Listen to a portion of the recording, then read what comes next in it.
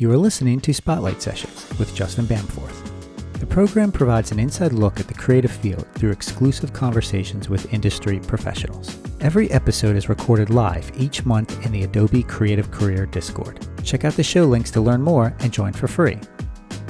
This episode was previously recorded before a live listening audience.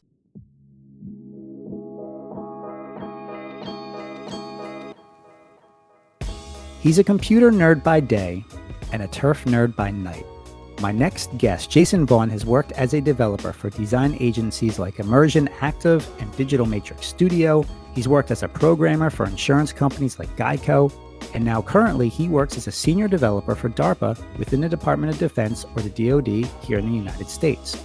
Between defending our country and working in intelligence, he also has a wife, 4 kids, and runs a lawn care business in the northern Maryland area. He's one of my good friends who I went to college with, and he's someone that I think you'll find enlightening and inspiring with his approach to day jobs and side hustles and how to balance it all together. So without further ado, Jason Vaughan, welcome to the show. Thanks for having me, Justin. And I'm just going to mention this now. The views expressed by Jason on the show here do not reflect the current or former views of the DoD, DARPA, his past and present employers, nor current or former administrations. There you go. Now, to those in the audience who may be thinking, oh man, this guy's just a developer. He's not a designer. But wait, you went to the same design school that I went to, but for web design. So you do have a background in design, just in a different capacity, right? That is correct. Do you often see yourself as like a bridge between design and development? Yeah, I do. I mean, the difference is a lot of the people that I work with as developers, they have no idea how to do any of the design, the graphics side of it. So they all come to me for all that. Because I guess when I got started, I really didn't know that I wanted to do computers. Honestly, my friend was Angel Fire when I was a kid. They had all those sites, and then I was like, you know what? I'm going to give this a shot. So that's when I found, actually, I think it was a daughter of a guy that my dad worked with, mentioned the Art Institute, or Bradley Academy, I guess, back then. And I decided to check that out. And I said, you know what, I'm going to give this thing a try. And they, like Justin said, it was the web design major that I went to. But like he said, you had to take graphics classes, topography classes, and some of your gen ed stuff, and then different parts of the web program. So actually, instead of like my oldest wants to go for cybersecurity, that is just like one tunnel. But like I got to see, did I want to do graphics? Did I want to do database? Did I want to do programming? So I got, wear a lot of different hats in that school. And then I guess I decided I'm going to go down the developer route. So, and then that's where I am today. What led you down the path to working in government and intelligence specifically? Well, right out of school, the first job I got was, like you mentioned, was Immersion Active. I didn't do too much there other than like basic CSS, HTML. But the way that place worked as a design firm was, everybody would wear different hats. So somebody would do the framework, and then they would pass it on to like someone like me, who would then start, designing a little bit of graphics, putting the HTML like in the actual framework, and doing the styles and stuff like that. So then sometimes they say it's not what you know, it's who you know. At that time, I was attending a church near my parents, and one of the guys that worked there was the vice president of IT department for GEICO. And I guess I was talking to him, and then all of a sudden he said he's going to try to get me an interview, and then that's how I got my foot in the door with the development, not the DoD yet, but development. And actually, I learned everything I knew working on the job there. They gave me books. I did a bunch of training on my own, and eventually I worked my way into being able to work on my own programs myself. And from there, it just took off. And again, it's not what you know, it's who you know. I knew somebody, my dad knew someone who owned his own business, which is who I work for now. And he's the one that got me into the Department of Defense. And, you start out, you get your security clearance, then you do a lot of onboarding stuff. And then once I got in there, I've had my security clearance ever since for like almost 20 years. Now, like you said, I have worked in mid jobs in between, but I would say like 85 to 90% of my jobs have been within the Department of Defense or even the Army once for a little while too. So Wow, that's amazing.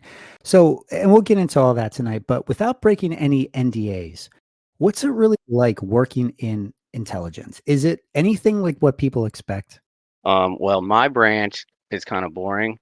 Um, I'm not, I can't talk about most of it. Most of the stuff that I have is classified or not classified anyways. Now I do have to have a security clearance, but that it's not like a top secret or anything. So there's not too much of, there's not too much about it really that I can't talk about, but I do the comptroller's department, which sounds kind of boring. It just deals with finance and money. But we have 13 different floors that everybody does something different. They have developers, they got engineers, people working for Lockheed Martin, uh, doing rockets or planes or every whole bunch of stuff. But really, my main focus is we create applications for other departments to use to help budget the money, see where it goes, and whatever each different office needs to do something with that money, then that's when they come to us. And those are the programs that we make for them. So Okay. I know it doesn't sound very fascinating, but there's actually a lot of importance with it. Right. Springs had sent me this question earlier today in anticipation of tonight's show. Because he had heard that, DARPA is really ahead of what the public knows, at least in terms of like AI, right? Correct. A lot of times we hear some of these projects that are coming out of DARPA are like decades ahead of what the public knows. Let's get into AI for a little bit since that's kind of top of mind. What do you see as far as like the technology coming out? Do you see any trends in AI? I mean, we hear about all of the fear with AI and how it's going to replace us, but what are your thoughts as somebody who's working within that futuristic space? I'm sure there's a lot going on with AI at DARPA. And again, I'm not privy to all of it. I don't really deal with that realm myself, but I know we all think about it. We have gotten some emails about how like Department of Defense now has their own chat GPT. So I know things are coming out every day. I don't really never really thought about like AI in my job. I mean, I'm sure it's possible, but like obviously we've seen like robots and AI and all sorts of stuff take over human jobs. But I'm sure there's a lot of stuff that we do that could become automated or using some tools like that. But I do feel like a lot of the stuff that we do still has to have hand-on interaction with customers and not having anything like automated. So, but I'm sure it could happen. But honestly, I've never been threatened. I don't feel that threatened, and I'm just crossing my fingers that that nothing does happen. But if it does, I'm sure there's plenty of other opportunities out there that would not rely on AI. You're not just involved in development Right. work. Hmm. You have a side gig. And that is kind of like your passion project. And I want to get into that too, right? So let's kind of talk a little bit about this. Can you share how you made that work, having that side gig, that passion project? It's so weird because like everybody says that once you become a dad and you get old, everybody likes their yard. And I remember when I was a kid. I mean, you wouldn't know now because my dad's yard looks like crap. But when he loved it when we were younger, and I remember driving a car, he would just stand there with his arms crossed, and if I dare touch my tire in the grass, I thought that would be the end of me. So then now I'm that guy who kind of like, oh, I got a house, I want to have a nice yard, and now I have the nicest yard in the neighborhood.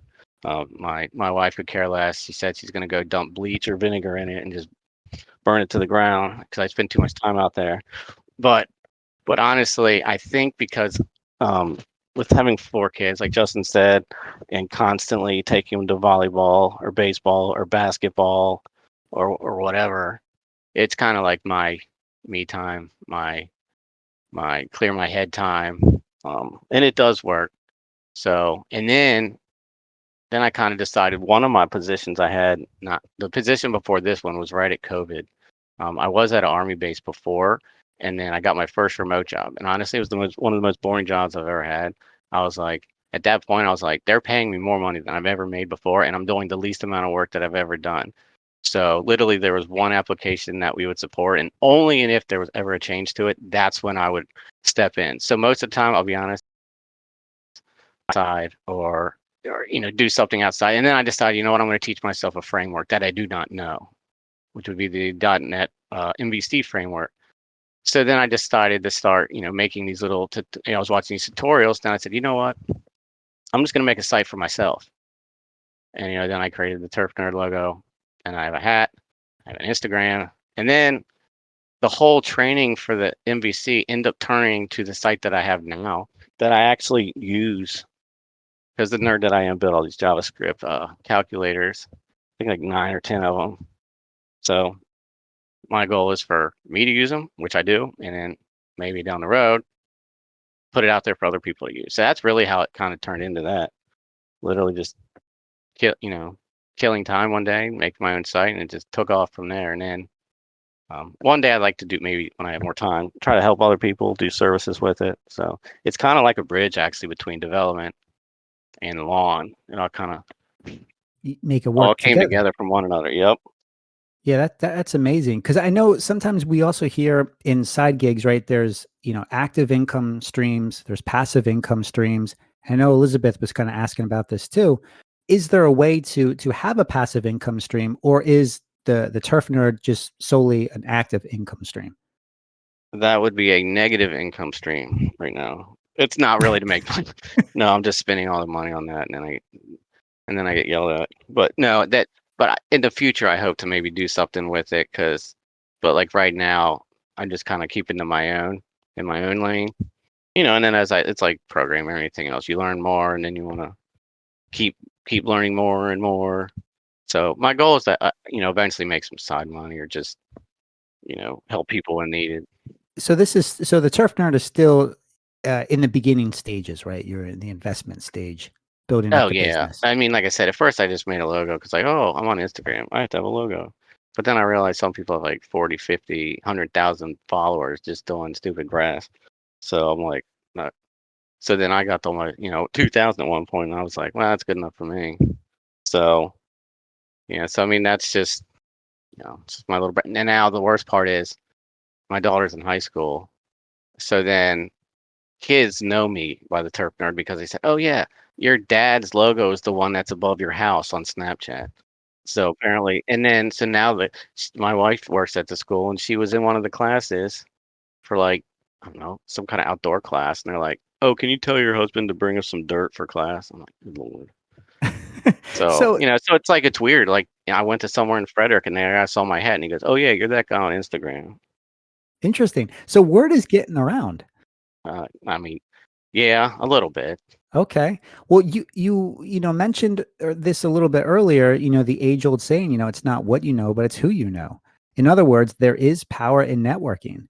And networking has certainly played this huge role in your career. Yeah. What are some of your top do's and don'ts when it comes to networking?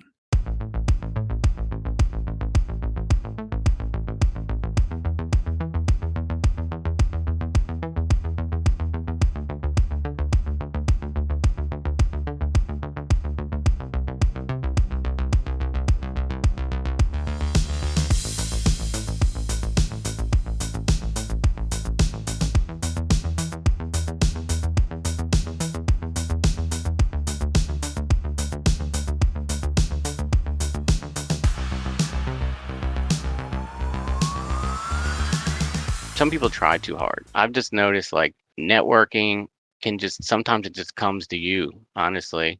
You just keep, sometimes if there's certain things you want, you might go seek somebody out, or you put your name out on a website. But a lot of times in my case, people know what I do, or a customer of my mom's business, or anybody knows about me, then they come to me.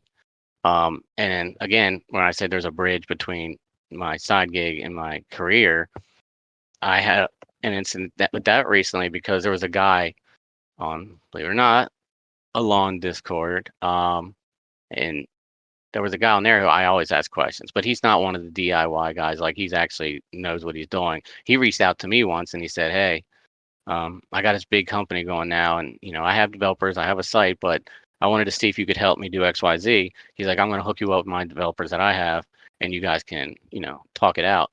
So so then I did meet with the guys, and so that's like kind of how you bridge the gap between the lawn stuff and then the development stuff, because I was still doing lawn stuff because that's what his career is, but it would involve development. And but again, I said to him, I said development's almost like, for example, a mechanic. My brothers are mechanics, but they work on two different things. They're both working on cars, but they're completely different machines. Just so that's what I told the guy. I was like, just because I'm a developer and that guy's a developer doesn't mean we're in the same lane. Like, I'll use one language and he'll use the other. So unfortunately, that didn't work out because I was honestly, yeah, I don't know that. Like, I know .NET, that's React. Could I figure it out? Yeah, but so I had to tell him maybe next time. But that's kind of how, like, my networking, at least for me, has been. Like, I don't have to really try because necessarily I don't need that to be my bread and butter because I do have a job and other things. But some stuff comes to me, and then then we can talk. But let's go back to what you said at the very start of the show, right? You landed that one job because of someone at your church who just wanted to make the introduction for you. How did that start off? Oh, it was way back when. The best of my knowledge was that I think he knew what I did, and I guess we were talking about it once, and he said there might be an opening there, like, and it might have been like an entry level position. So we talked, and I was real excited. I got my little briefcase, my book, all my any work I've had, my resume. Because that was like my first like real big job. I mean, my immersion active one out of college wasn't like this. So then he basically introduced me and said, "Here, I got an interview set up for you." And I felt really lucky because I was like, "Man, I never, went to this big, huge school, got this huge degree." Because honestly, my path was only in associates because that college that I went to, I was like, "Oh, we can get done in this 18 months and I can get right to working." So right out the gate, soon as he said, "I'll set you up something," that was it. So it's just that one little conversation. He got me into the interview room, and they liked what they saw. And sometimes, at least my hope is that they may look at someone that has drive, desire, they could tell you want it, and that you could be a good fit. And now luckily they gave me that chance. 'Cause like I said, they knew going in it that I didn't know everything there. And they gave me books and a desk, and just from there it just kept going and going. And like I said, I can give them props because I learned my start of my career started right there. So you, in essence, like sold them on your potential. Is that a fair assumption?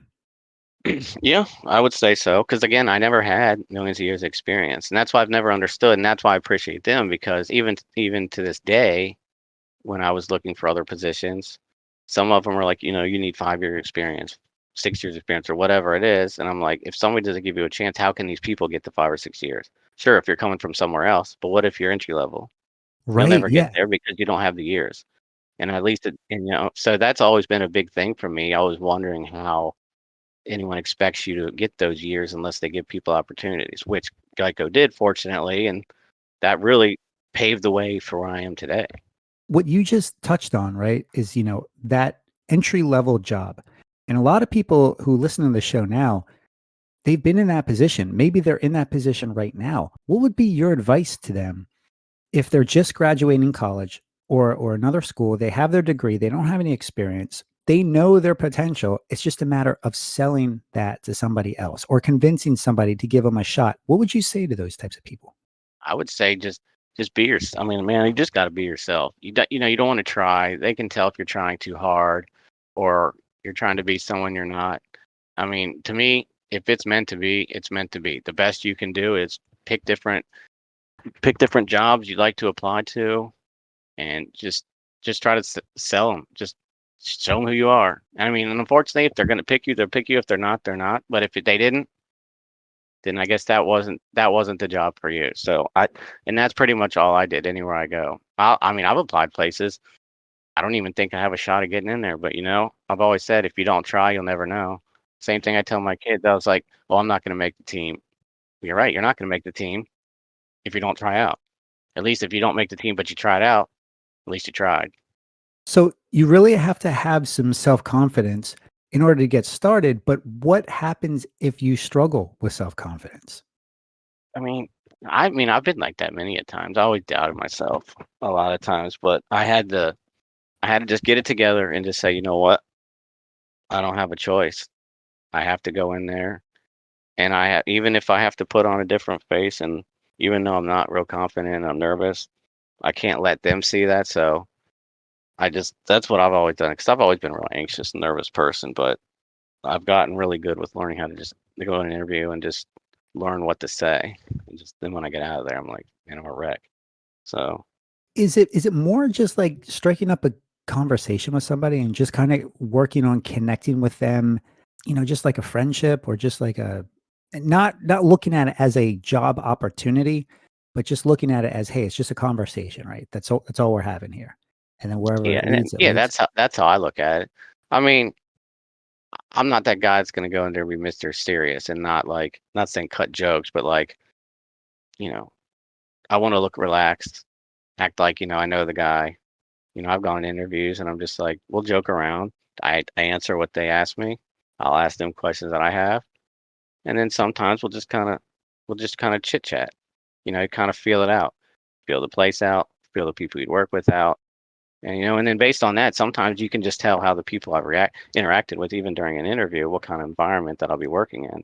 And I've had ones that are like, no way, no how. And I've had other ones that are like, yeah, I think this is going to be a great opportunity. So at least for me, my personal experience, you know, that's how I try to be, I'm real personable with a lot of people. So I've never really had that problem talking to certain people. Yeah, and I've seen that firsthand, audience. Like, Jason really focuses on getting to know you, getting to know the client on a personal level before he starts pitching to them on a professional level. But Tim asked this question, how do you capitalize on these opportunities? I mean, do you know that they're opportunities in the moment, or do they evolve over time?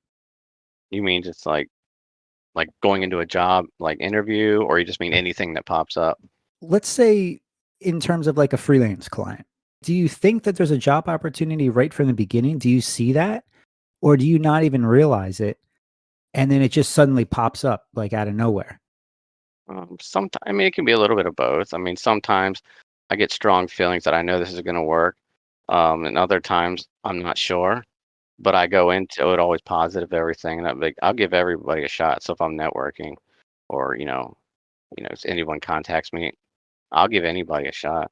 I mean, we can talk, and then if it works, it works. If it doesn't, it doesn't. Like I said, I've had some. I'm like, I know this is gonna work.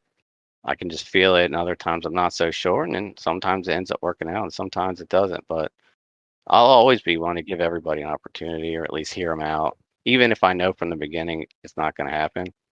I still will hear anybody. I'll still listen to anyone, and I'll always hear somebody out.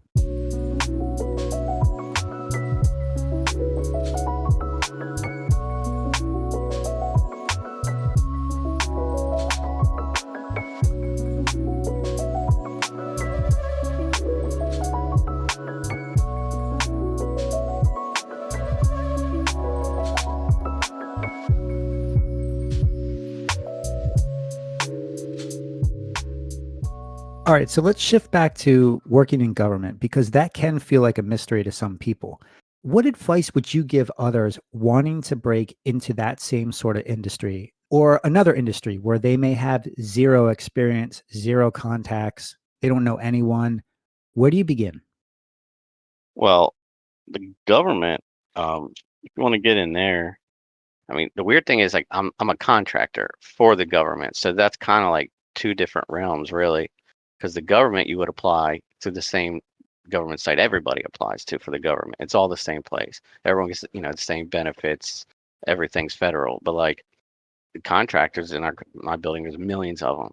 So you're working in a government facility, but you're working for an individual like myself, who's just he would hire just like any other job was. I will say one thing, and it depends on what career you do, is that government's very, at least for what I do, meat and potatoes, I guess. So one thing I've noticed that, at least in my mind, that I've thought about is what if I were to leave? Because my problem is that, like you said, Tim, for example, that's a private company. Everybody, everyone has a credit card. So you deal with the so everything needs to be fresh, new technology, up to date, but the government doesn't really even care. I mean, I've complained for years about this crap, and I'm like, we need to update this or update that. They don't care as long as it works. So my big thing was, if you are, at least from my government position, was that if I were to leave and go non-DoD or non-federal at all, I feel like sometimes I'm lacking on some skills that maybe other positions might want, just because it's not required for my position. Like, they do the same thing, the same framework. They don't care if even they're behind in technologies. As long as what I do gives them what they want and they are happy, no problems. But so that's, and again, I can't speak for other agencies, but I can speak for every experience that I've had, even at the Army base, which is not even where I'm at now. It's the same way. They all do the same stuff. And like I said, they might not even be ahead of that. It's so slow to upgrade everything too. So that's one thing I could say is that I'm cognizant of. If I were to leave that, it's hard to figure out, like, what do I need to know now? Because for 20 years I've been doing the same Microsoft, ASP.NET, C Sharp, on either Sybase or SQL Server database. But there's a million different technologies out there. What do I do if I leave?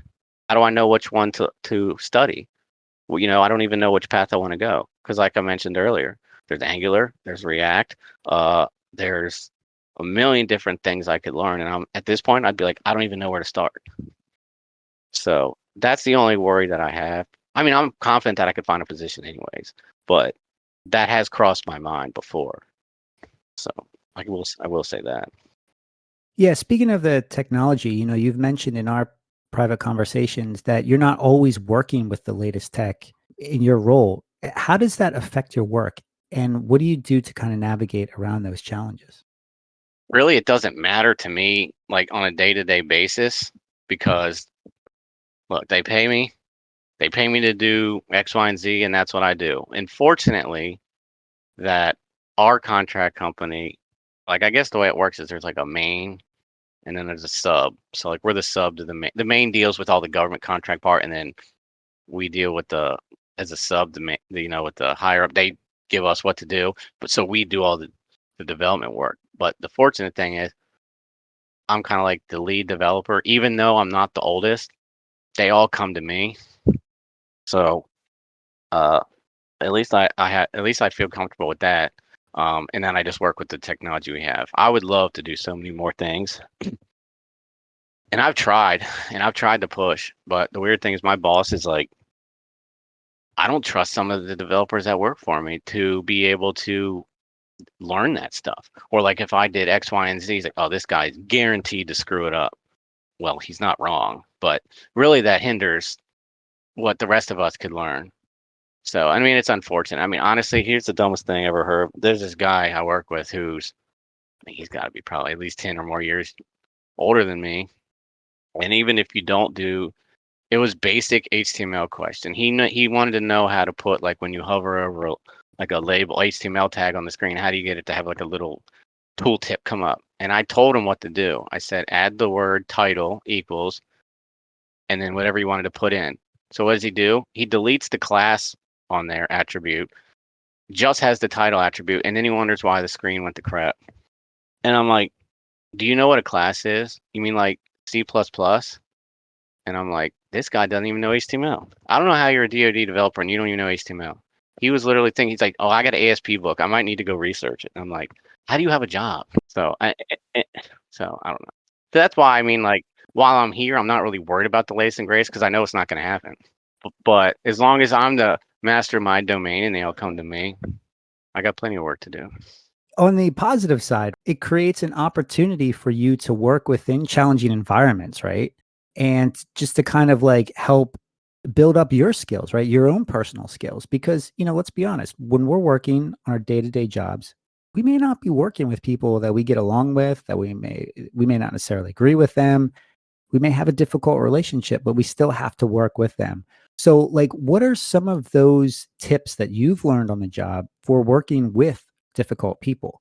Maybe that some of the things that they don't teach you in school. What are some of those tips that you can share to the audience, especially those just coming out of college? Well, a lot of them, you just kind of like, if you know them. But if you're new, it's a lot of things you'll kind of just pick up on, and it's kind of some of the same thing, from being a dad and having kids too. I've told them, I've told them some of that stuff, a lot of that same stuff too, that a lot of the guys I work with, you just kind of just have to just deal with it. I've told people that you're never going to have a job, I feel, that's 100% perfect. Even my friend recently, who were like a director of marketing, said, I can't deal with my boss. What do I do? I said, honestly, you're probably going to go somewhere else and you're probably going to find someone else you don't like, or, something about your job you don't like. So really moving around all the time, in my opinion, you're never going to find that perfect job. But I like my job and I like what I do. And yes, there's things I wish could be different, but it's out of my control. And I don't hate the people I work with. I just shake my head sometimes wondering how you even got here, but it doesn't make them a bad person. And I just basically, if they have questions, I answer them, because trust me, I get plenty of those every single day. So, as a creative person, though, you mentioned, sometimes the work can get a little stale, right? Oh yeah. And I know Tim kind of, he mentioned this in the chat here. He asked, how do you find the motivation to get the work done? Is it about motivation or is it about momentum? I think it's a little bit of both. I mean, I love what I do, and no matter what, I always put 100% in everything, that I've ever done. I may go in there and have a lot of work to do one day, might not have a lot of work to do the other day, but and in the end of the day, I like what I do, and I deal with whatever challenge is given to me. So, I've kind of learned to adapt. I have stale days, I have non-stale days, but You still enjoy it. yeah, I do. I do like what I do. And like I said, you just kind of have to accept it. Like if there's stale days, or everything's ancient as dinosaurs, you know, but if you like what you do, you learn to adapt. And obviously, I've been in pretty much the DoD my whole life, other than a few places. So if I had that much of a problem with it, I probably would have left by now. But I feel very comfortable. Feel I have good job security, so I take the good with the bad. There you go.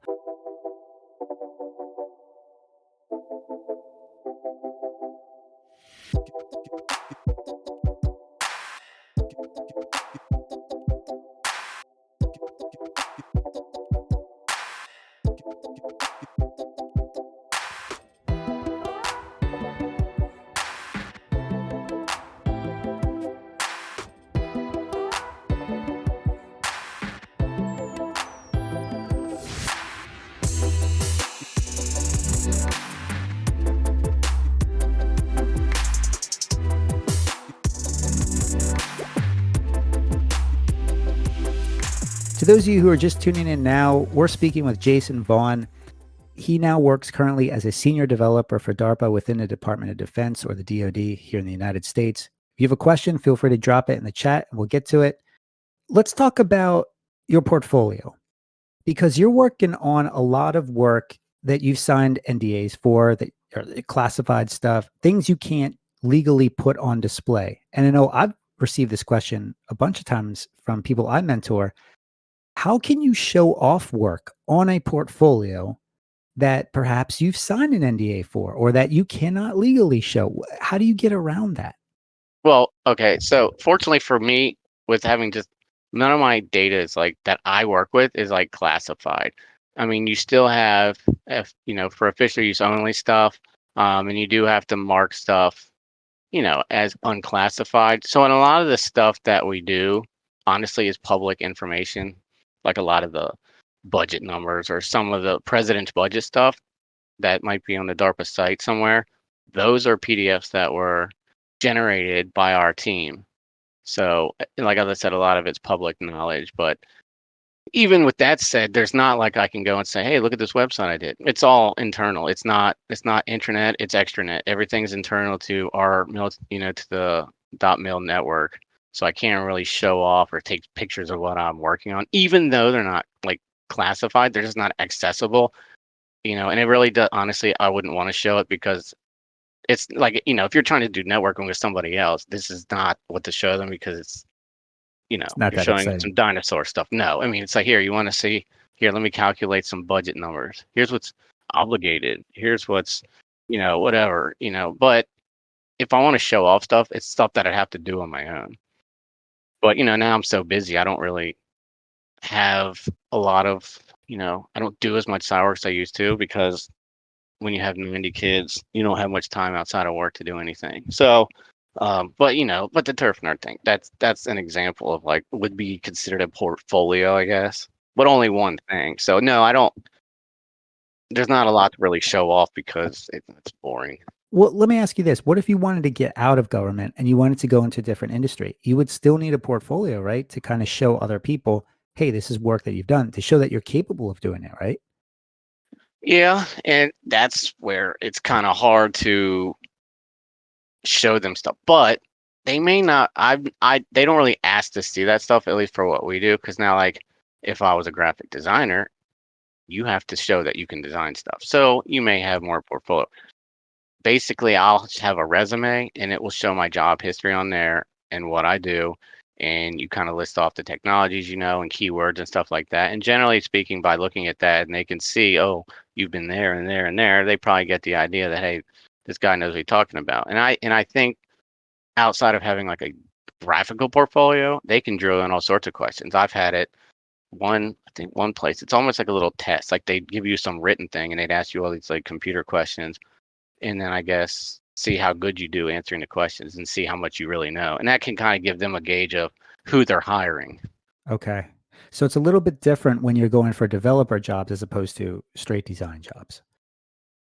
Yes. And I can't speak for the design jobs fully because I haven't really applied to those because that's not really what I do. But I would, but this is what I know that we do for my industry, at least for what I've done.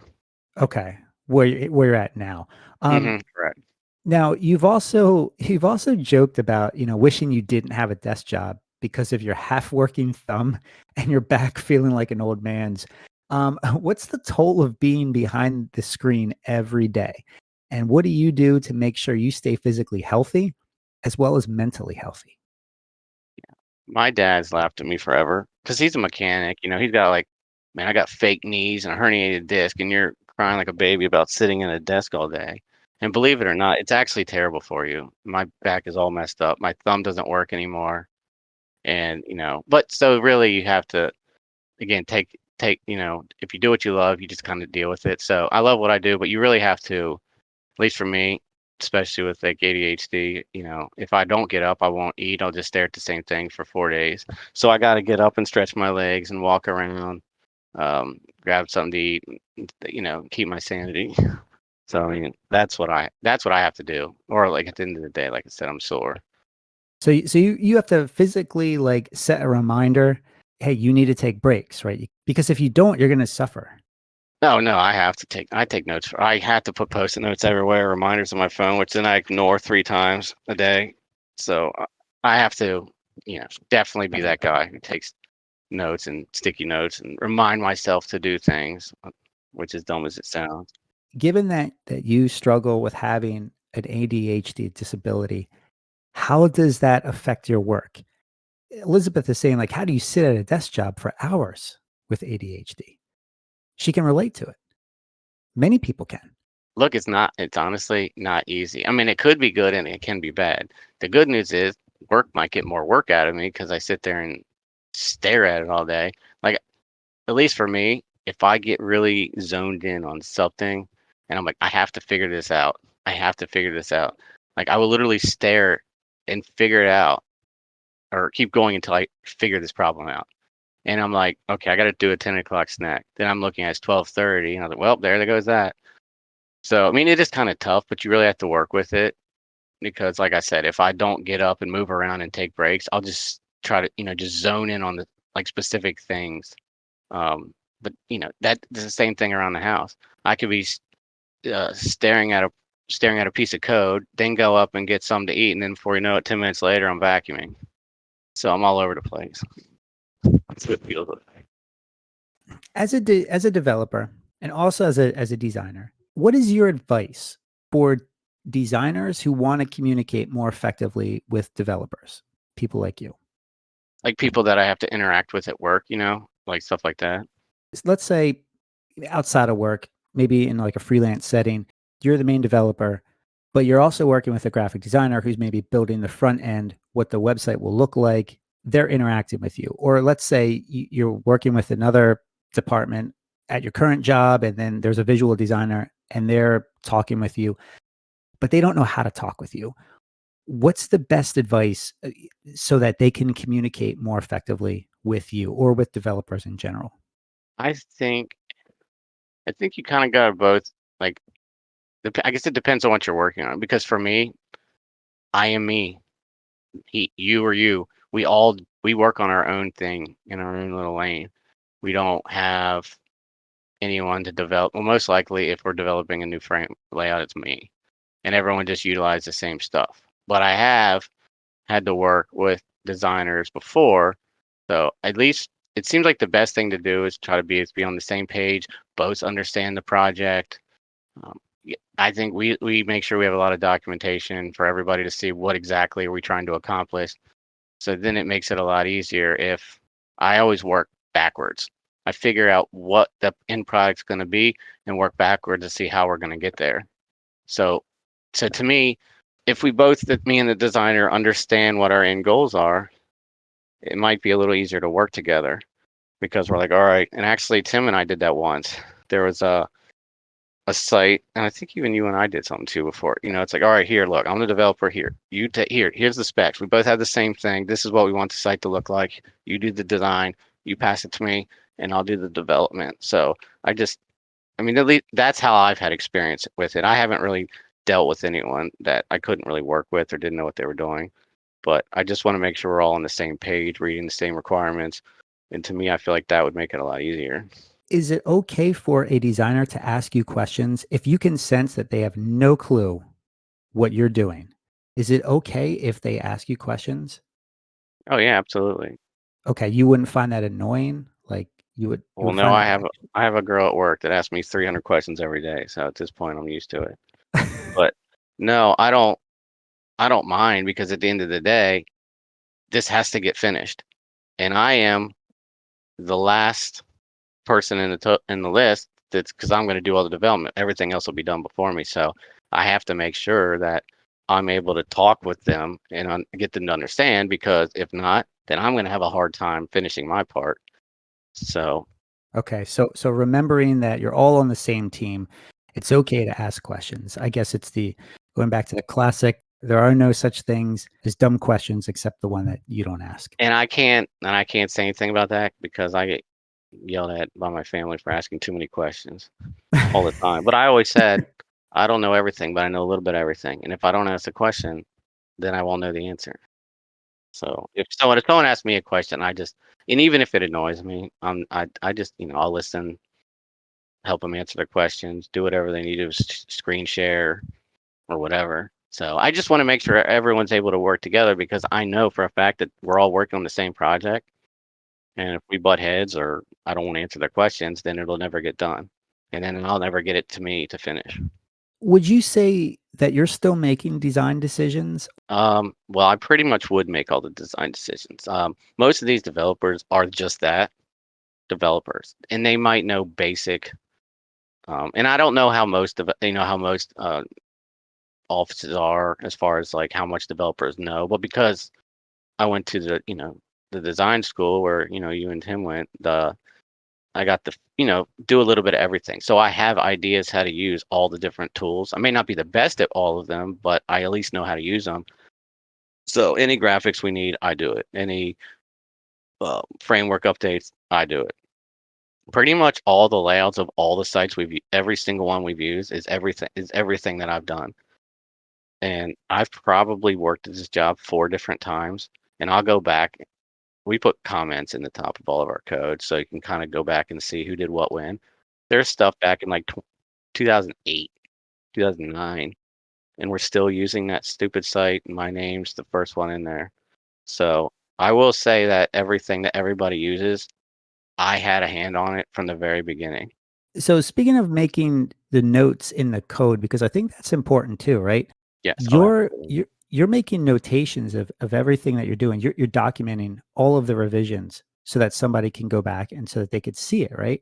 Is that a choice that you made, or was that like given to you by the higher ups? No, I mean, well, both, but I think we're all supposed to do it. Now, I believe if you go to make a new page, sometimes they might just show up there like a little template for it, but most of the time it's required. And I guess if you're in like a different company outside of like the government stuff, they might be able to do whatever they want. But like we have standards, we have documentations that we are required to write, and then they get uploaded to a system called Jira, and it's got all of our documentations in it. So like we have to have like a web developer's guide, and it has everything in it. Like even you have to have this comment, you have to have labels, and or this, like when you name a variable, it has to make everything has to make sense. Get rid of all your spaces. Very specific things you have to do. But in one of them is comments, which I would do anyways because sometimes you want to go back and see how old something is or what somebody did when. You can kind of go back and look in there and see um, who's had their hands in it. Yeah, and I think that's also important as a designer, right? When you're making iterations and you're making new versions of files, marking it even in the file name, right? Like what the main choice was or the main change was, right? Because it's helpful. And you keep mentioning Tim. To those in the audience or who are listening who don't know who the heck Tim is iHeart Rendering. He's in the chat right now live. He's part of the design team over at MasterCard. He says he's a big fan of being able to track the work. It makes end of year self evaluations and stuff so much easier. So you're not just doing it for the project, but you're also demonstrating your value and your worth, correct? Oh, absolutely. Well, we have something called source control for code. I mean, obviously, design stuff. There's different things to do, but we had a version that was old as the hills forever. And again, it's one of those things I wanted to upgrade because there's many new versions of that. Well, the same concept with different tools, but again, he was like, well, if it broke, don't fix it. If it's not broken, we don't have to fix anything, Plus, if we upgrade, no one will know how to use it, blah blah. But finally, thank the Lord that when the tool that we used to develop was upgraded, it didn't support that old source control version anymore, so we had to upgrade. So luck. So then I upgraded to a newer, different one's called Git, which I'm sure people have heard of that. Um, and again, we can't use it the way I want to because we don't go out to the cloud because for whatever reason, he doesn't utilize it. So everything's local to our network.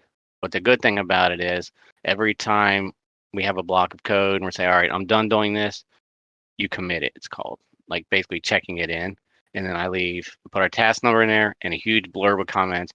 So everything that I just did, you will see in that like note for that commit, which has a block of code in it. And then you can go back and view version history of individual files or of the whole project. And then you could have versions that go all the way back 10 years, a couple years ago. And even if you click on older commits, it'll show you all the pages you updated, what was updated. And if you ever need to revert back to something, you're like, crap, I messed up. I can go back to an older version and restore your current version with that version. So try to make things as seamless as possible and account for mistakes, which will happen. And then we have a way to go back and fix it.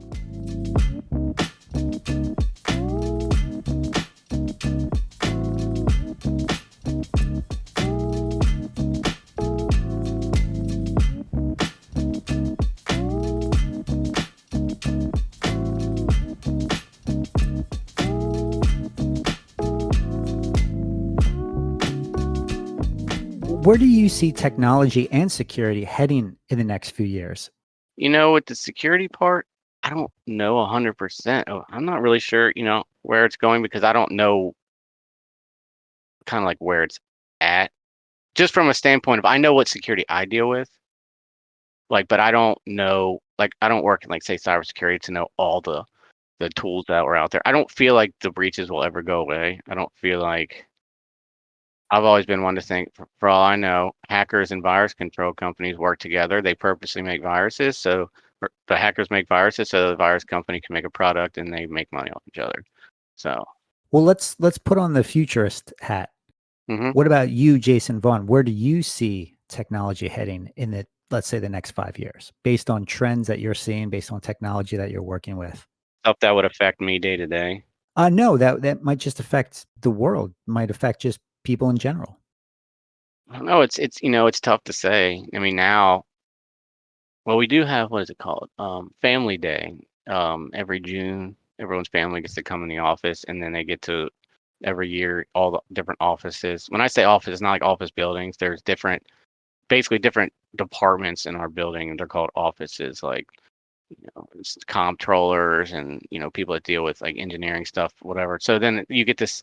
So then they will broadcast, display stuff they've been working on. I do remember, was it a year or two ago, a guy was showing us AI stuff, and it's so crazy. Like they would be playing like a movie and put some other actor's head on, and you would never know it's different. So um, so I don't know what AI will be able to do and what effect it'll have, because they've made videos, I think, where you might have like they make a video with Putin on it, right? And then he's saying a bunch of this crap to stir up the pot with somebody else, and that could cause some kind of war. Even though the video was not even made by him, they use AI to portray, different leaders out there and make videos and send them out to people, and you don't even know what that can, the kind of things that could start just by, AI. So I don't, and nowadays I go on social media, some videos you see, you can't even tell it's AI. So I feel like they can use that to, in some security standpoint, and really affect, you know, security negatively with all this technology. Sometimes I feel like there could be too much technology. Sometimes it's scary what the things that they can do now, like how real everything looks, sounds. You can't even tell what's real and not anymore. Here's a good question. This came from Elizabeth. On that note, would you trust security if it was run by AI? Yeah, I don't know. Probably not. I don't like to trust everything that's all computer technology based, because none of it's perfect. People trust driving cars. What if there's a computer hiccup? You know, now what's going to happen? So I don't know. I have a feeling that someday everything's going to go to some kind of man-made robots or AI type stuff, but I feel like there always needs to be, a physical hand on things. So I don't know. We don't have much of a choice, but right now, yes, I would probably be scared for security with some of those things. Yeah. What else is next for you? And are there any new directions that you're excited about in your personal life, your professional life? What's next on the horizon for Jason Vaughn? Um, well, it seems like career-wise, it's just going to be same thing day after day. It's hard to say like where your job's going, because again, I work with being in the government. They move so slow. You get excited when they upgrade to a software from 2 years ago. So I don't know. There's probably not much excitement, let's just say, I can see in like the next few years. Um, but it's not going to change whether I like the job or not, because I really do like where I'm at. However, no, I was gonna say, however, if I did have to go back to the office, I'm pretty sure that I would not be able to work here anymore, because now I move farther away. I'm 72 miles from my job. I basically live near like Gettysburg, all the way up in northern PA or Maryland, and the job's in like Arlington. So I used to commute that thing every day, probably 2.5, 3 hours on the road every day.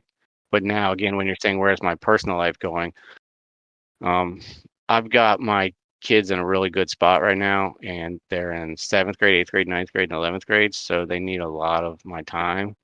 So I would never be able to drive that far, ever, because I just couldn't do it. So I'd have to find something else. But my life's pretty much right now all about keeping the kids intact, you know, school events, sports.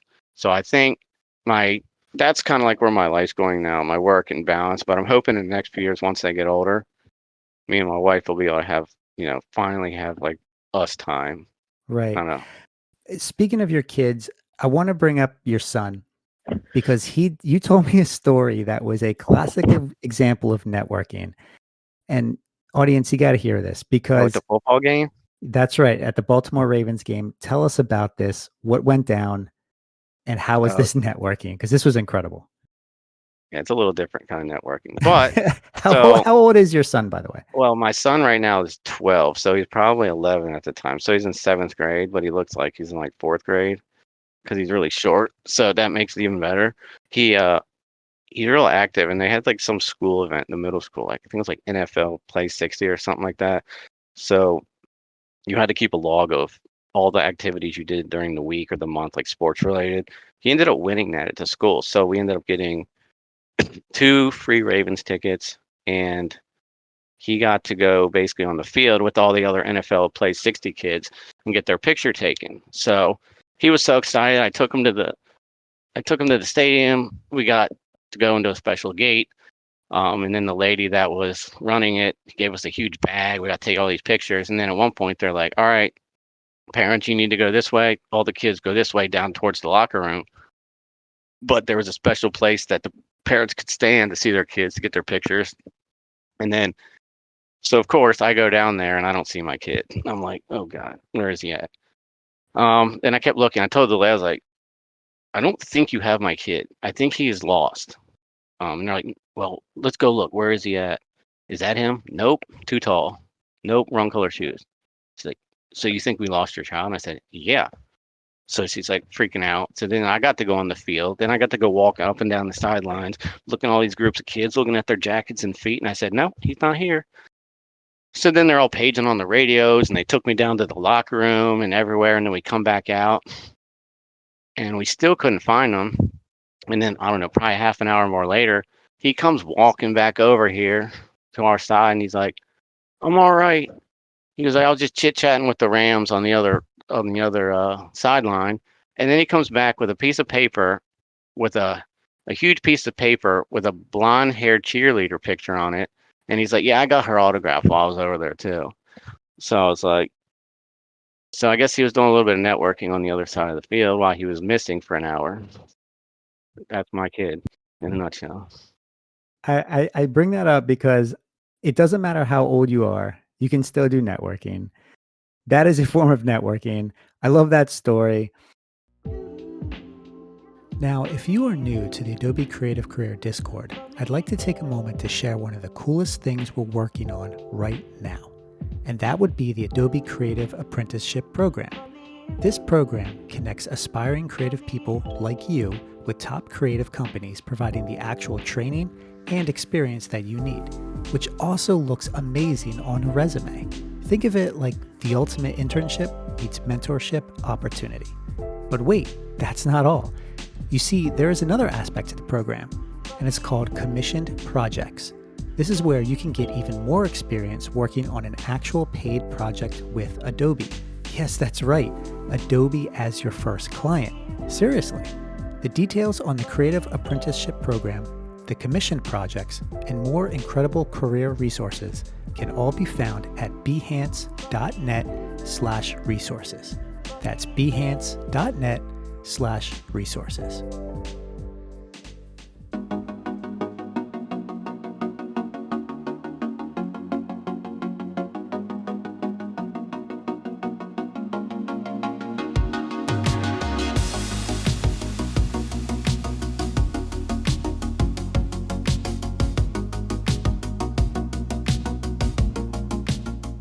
If you're looking to connect with Jason after the show, I dropped his links in there in the show chat to those of you who are tuning in on demand in the show notes. There's his LinkedIn, his Instagram.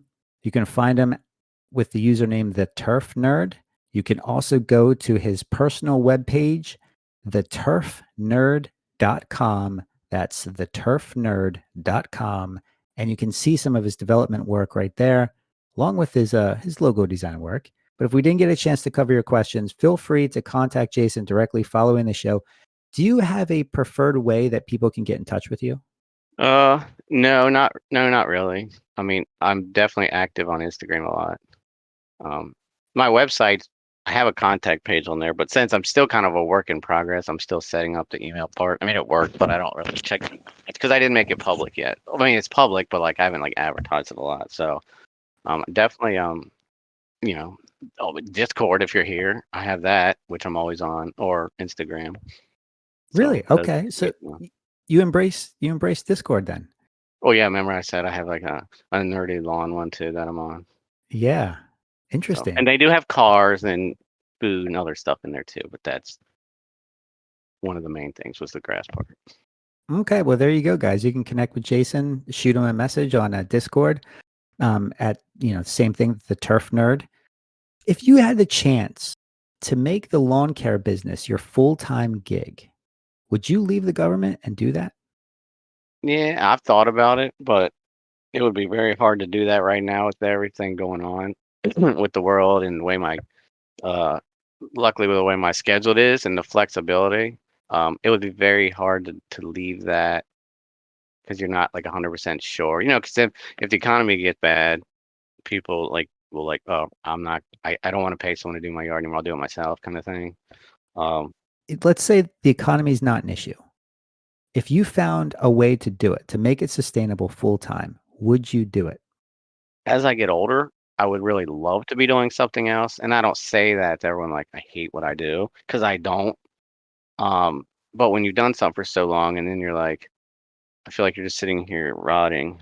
It's nice to be able to do something outside. And I mean, I'm not saying everyone feels like this way, but like sometimes I feel like nothing that I do daily really is productive to something really like helps somebody else physically. Like my brother's an electrician and he can do side work and all sorts of stuff.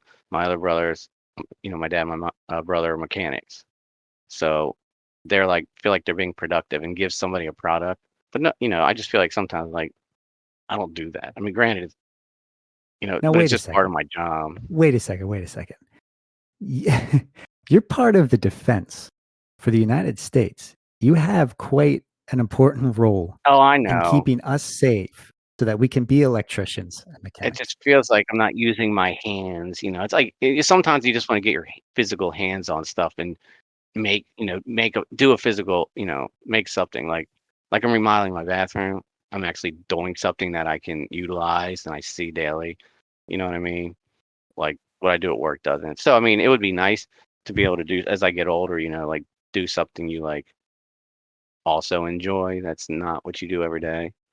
Um, so as long as basically anything, as long as you're in a position where you can still support yourself, support your family, still enjoy what you do, and not really affect your kids and everything else, and I'd say go for it.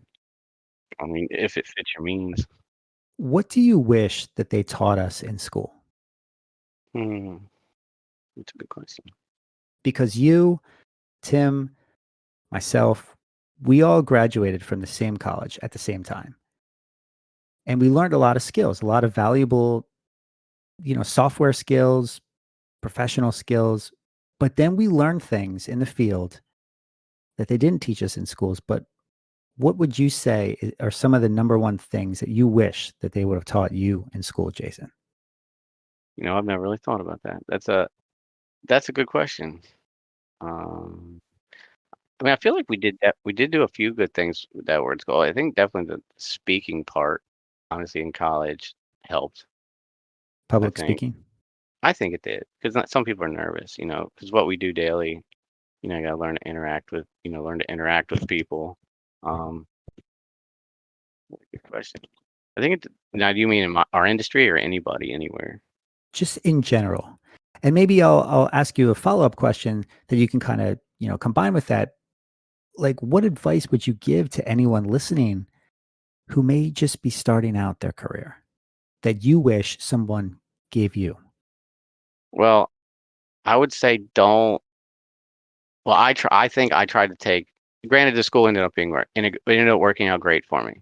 But sometimes I wish I would have gone like almost like not a shortcut, which I thought that's I could shortcut it, get done school real quick with this the associate's degree, a specialized thing, and get in the workforce. Um, but again, I think it all depends on what career you do and what route you go because Some places, real picky about degrees, and some aren't. Fortunately, again, it was not what I know, it's who I know. So I was able to get where I am by that. But in my career, sometimes you can't get anywhere without, a certain degree. Like, oh, you want to do this, got to have your master's, or this one. So sometimes I wish I would have gone back and done the whole 4 years, because then I realized even if I wanted to go back and get something else, our school didn't transfer everything. It wasn't like a accredited school, so a lot of the classes don't even transfer over anyway. So then you're kind of starting over. So I mean, I've thought about that before, but you know, luckily I got where I am without having to worry about that. But oftentimes I'm like, what if I change careers or I wanted to try something else? Then that's where I've worried, like, I'm so far back with the class stuff. But so I mean, that's just one thing I've thought of before. So I think it's like, don't just settle, don't do any kind of shortcuts.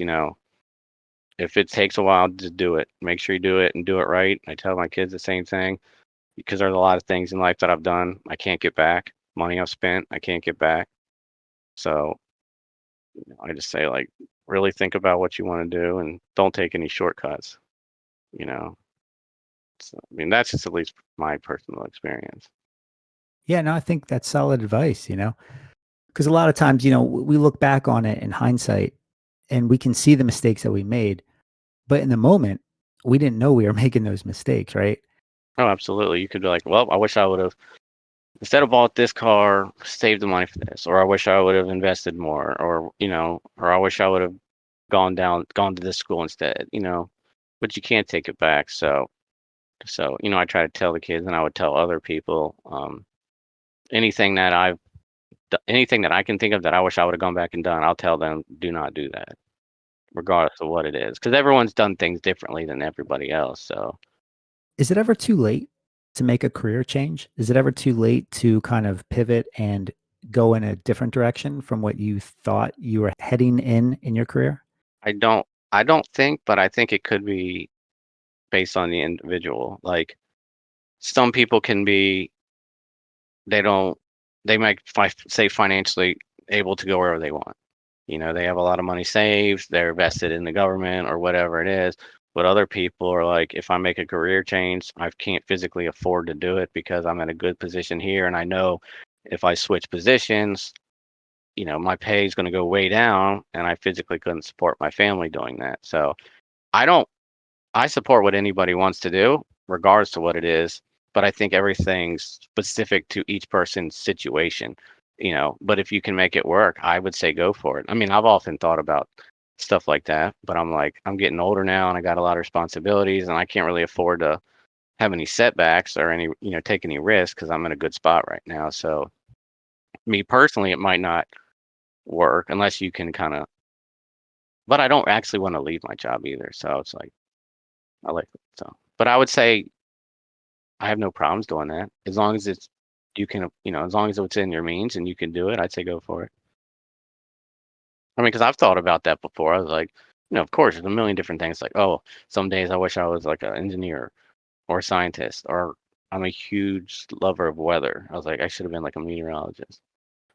So I coulda, shoulda, woulda. I can't imagine you as a meteorologist. But actually, you know what? I could. I I'd could be like that imagine guy. you. You ever seen that video where the guy gets a bug in his mouth No. and No. he completely changes who? That'd be me. You'd have to see that. I'll have to send you that one. All right, But sounds good. and then chasing tornadoes would be something I'd want to do, but my wife said, "You're not allowed." Well, you know what? Your advice right now has inspired someone in the audience. Sprinks just said, that is a really good advice, what you just shared. He also thinks that AI when it's utilized correctly, it could help speed up the learning process. Of course, you have to have enough drive and interest, Oh, absolutely. but I think we're living in exciting times, right? We have so many resources at our disposal. We have YouTube tutorials, we have, AI to kind of lean on when we're stuck, when we need a question answered. Well, we have a lot of platforms. They're just not used the way they're supposed to be. Like AI, I agree with his comment. It's a thing that could really, really help things and improve things, but it can also be used extremely wrong. Like I was saying, that you could stimulate somebody and send a video out and cause more harm than good. But also, I sometimes hate social media, but I know what it's used for and it can be used right. And I use it to learn things or to go in certain groups to research certain things. But the kids obviously use it for completely different reasons. So technology can be used if it's used the right way, but it's not always used that way. So use that fine balance. But I mean, I'm all for it, but you got to take the good with the bad because not everyone's going to utilize technology the way it's supposed to be.